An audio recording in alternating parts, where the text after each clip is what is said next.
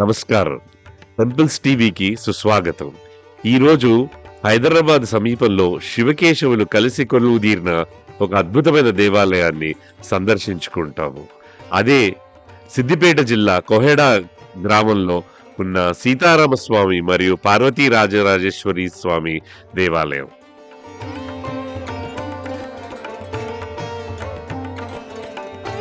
శ్రీ గురుభ్యో నమః. శ్రీ విఘ్నేశ్వరాయ నమః. ఈ యొక్క అత్యంత ప్రాచీనమైనటువంటి ఈ యొక్క శివాలయం ఇది. ఈ కోహెడ నడిబొడ్డున ఉన్నటువంటి గ్రామంలో ఉన్నటువంటి శివాలయం యొక్క ప్రత్యేకత ఏమిటంటే ఇది బిల్వం అన్నమాట. ఇది త్రిదలం త్రిగుణాకారం త్రినేత్రం చత్రయాయుధం త్రిజన్మ పాప సంహారాం ఏకబిల్వం శివార్పణం అన్నట్టుగా ఈ బిల్వం పెడితే శివుడు మెచ్చుతాడట. ఆయనే స్వయం బిల్వంగా వెలిశాడన్నమాట. ఇక్కడ అత్యంత మహిమాన్వితమైనటువంటి ఈ యొక్క శివలింగం ఇది చాలా అరుదుగా ఉంటుంది. దాదాపుగా ఈ యొక్క ప్రాంతం లోపల ఎక్కడా కూడా ఇలాంటి శివలింగం లేదు. స్వయం బిల్వం అన్నమాట. మనము స్వామివారికి బిల్వపత్రం పెడితేనే ఆయన తృప్తి పడతాడు. అటువంటిది తానే స్వయంభూగా వెలిసినటువంటి ఆ యొక్క శివలింగము. ఈ స్వామివారిని దర్శించుకుంటే కోరిన కోరికలు తీరుతాయనేటువంటిది ఈ ప్రాంతంలో విశేషమైనటువంటి ప్రాచుర్యంలో ఉంది. అనాదిగా మా పెద్దలు చెప్తున్నటువంటి దాన్ని బట్టి చూస్తే కూడా ఇక్కడ ఈ స్వామివారి యొక్క ఈ స్వయం బిల్వం అనేటువంటి లింగాన్ని ఎక్కడా కూడా చూడడం జరగలేదు. ఇది అత్యంత మహిమాన్వితమైనటువంటి ఈ యొక్క శివలింగం. ఇది అత్యంత ప్రాచీనమైనటువంటి ఈ యొక్క ఆలయం ఇది. అందులోపల ఈ లింగం అనేటువంటిది స్వయం బిల్వంగా వెలిసింది.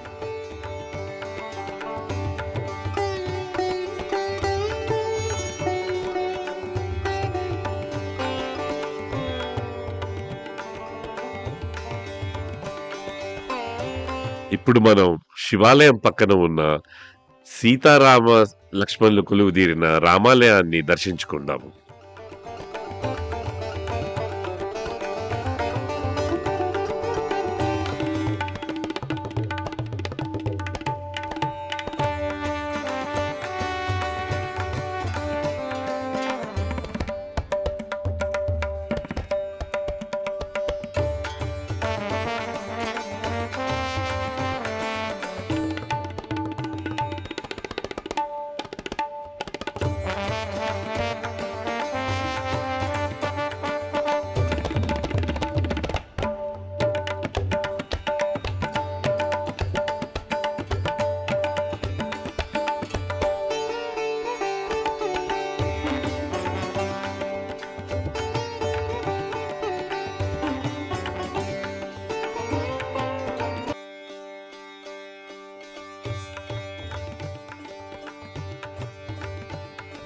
జై శ్రీరామ్. ఇది సిద్దిపేట జిల్లా కోహెడ మండల కేంద్రములో అత్యంత ప్రాచీనమైనటువంటి శ్రీ సీతారామచంద్రస్వామి వారి యొక్క ఆలయం ఇది. ఈ ఆలయంలో యొక్క విశిష్టత ఏమిటంటే అత్యంత పవిత్రమైనటువంటి మహిమాన్వితమైనటువంటి ఆలయం ఇది. ప్రాచీనమైనటువంటి ఆలయం. బుధకౌశిక మహర్షి మనకు రామరక్షా స్తోత్రంలో ఒక మాట అంటారు, దక్షిణే లక్ష్మణో యస్యః వామే చ జనకాత్మజాః. అంటే రాముల వారికి కుడి భాగంలో మనకు లక్ష్మణమూర్తి ఉన్నారు, ఎడం వైపు సీతమ్మ వారు ఉన్నారు. అలాగే పురతో మారుతర్యస్య తం వందే రఘునందనం అన్నాడు. అంటే ముందరనేమో ఆంజనేయ స్వామి వారు ఉన్నారు. రామరక్షా స్తోత్రంలో చెప్పినట్టుగా కుడివైపు లక్ష్మణమూర్తి, ఎడం వైపు సీతమ్మ వారు. భద్రాచలంలోనైతేనేమో స్వామివారికి ఎడంవైపు సీతమ్మ, ఆ కొద్ది దూరం లోపలనే లక్ష్మణమూర్తి ఉంటారు. కానీ బుధకౌశిక మహర్షి చెప్పినటువంటి విధంగా మాత్రం ఇక్కడే ఉన్నారు. కనుక ఆ స్వామివారి యొక్క ఈ యొక్క ఆలయం ఇంత మహిమాన్వితమని చెప్పడానికి ఆ బుధకౌశిక మహర్షి రాసినటువంటి రామరక్ష స్తోత్రంలో ఉన్నట్టుగానే ఇక్కడ ఆలయం ఉండడం అనేటువంటిది ఒక విశేషము. ఇక్కడి ప్రాంతీయుల యొక్క ఈ యొక్క అదృష్టంగా భావిస్తూ ఉన్నాం. జై శ్రీరామ్.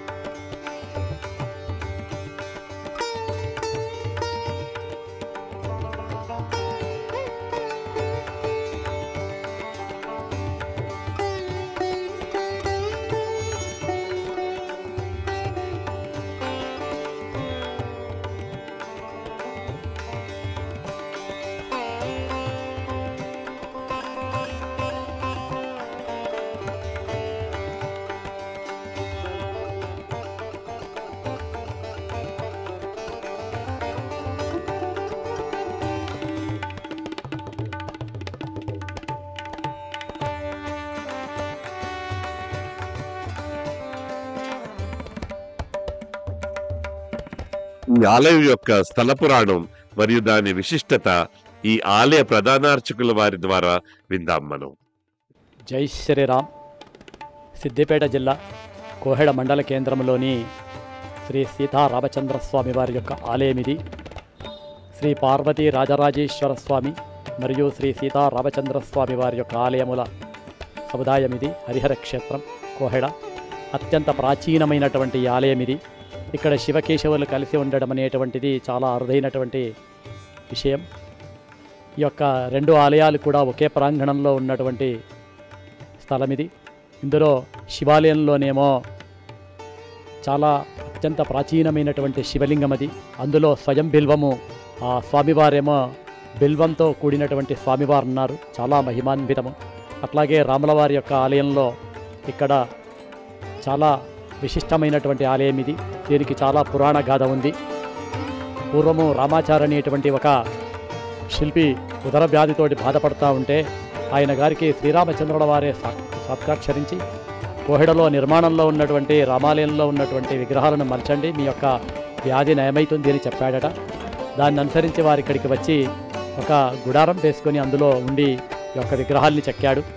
అలా 3 రోజుల పాటు ఆ గుడారంలోకి వెళ్ళినటువంటి ఆయన ఎంతకు రాకపోతే ఆ తెర తీసేసరికి ఆయన చాలా బాధపడ్డాడట. 3 రోజులకు 3 విగ్రహాలంటే రాములవారు, లక్ష్మణుడు, తర్వాత సీతమ్మ వారిని మాత్రమే చెక్కాడు. ఆంజనేయ స్వామిని అందులో చెక్కలేకపోయాడట.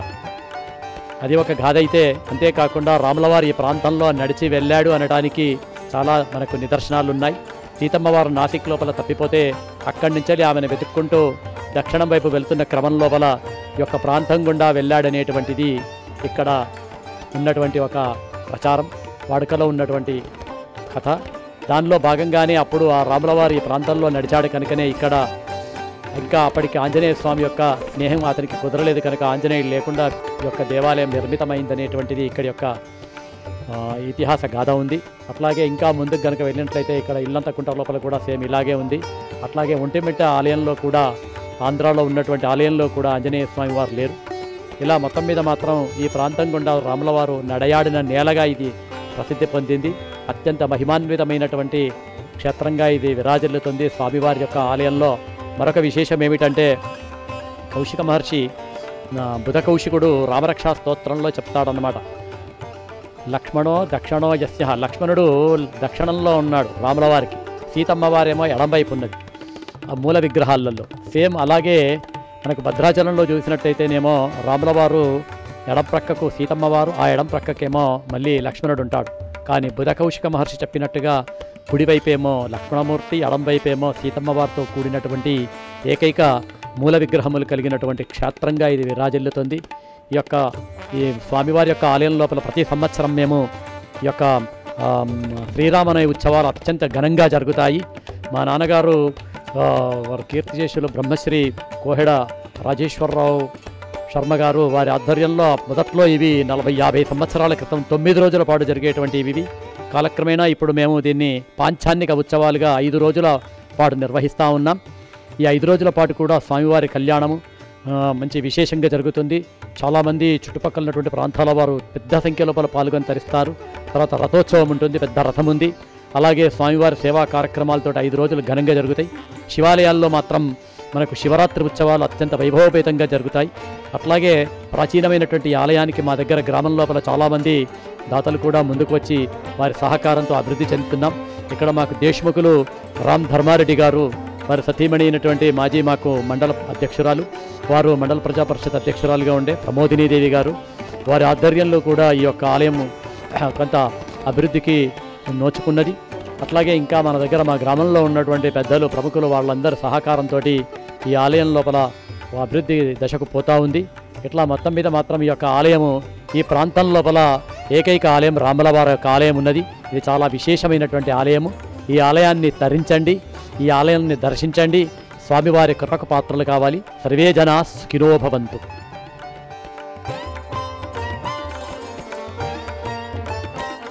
మరెందుకు ఆలస్యం, సిద్దిపేట జిల్లాలో ఉన్న కోహెడా గ్రామంలోని శివకేశవుల్ని దర్శించుకొని తరించండి. త్వరలో మరొక అద్భుతమైన ఆలయంతో మీ ముందుకు వస్తాము. నమస్కారం, మీ టెంపుల్స్ టీవీ.